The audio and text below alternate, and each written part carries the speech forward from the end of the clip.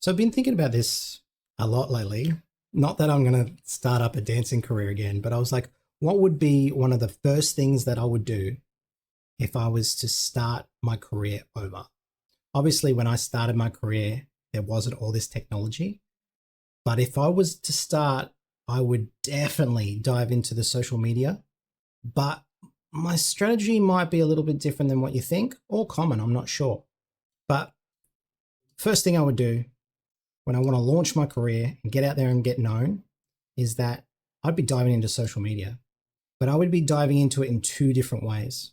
So the first way that I would do, and this is a very casual approach, is that I would have two accounts in social media, and one would just be, and it could be a silly name or what do you call it, a nickname or something like that.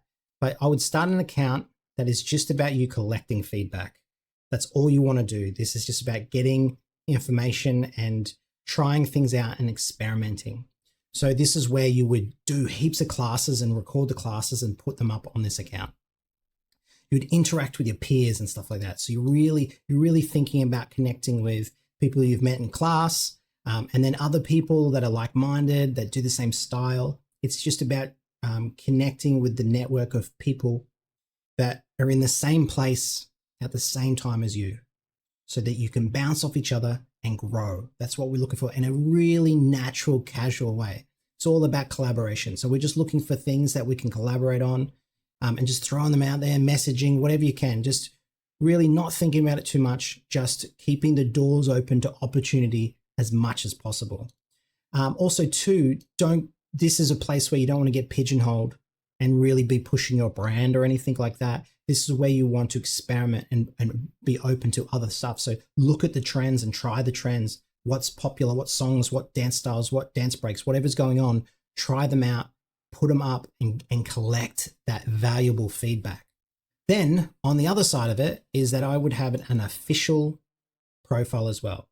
And this is where you're going to do to present your brand and what you're all about and the value and all that sort of stuff. Okay, this is your professional profile. And what I would be doing here is setting it up with good pictures, good headshots, connecting it to your official website or your portfolio. So make sure you've got that as well. So it's good to have the social media stuff for them to skim over. But if you can get them to actually look at like what you've created, then you're going to leave such a stronger impression, right? So then we want to be connecting our professional profile to a website. And through that website, we want official contact information. So we want them to be able to find us really easily in an official way. So it's not like through messengers and stuff like that. And people do that, and it's quite popular these days. But if you can start getting emails, because you want them to email you, so you've got their email, because platforms change. You don't know what's going to happen, and you're going to lose that contact information. So you want their email or their phone number or something that you can start nurturing. Okay. So you're trying your best to connect with opportunities here, official, professional opportunities.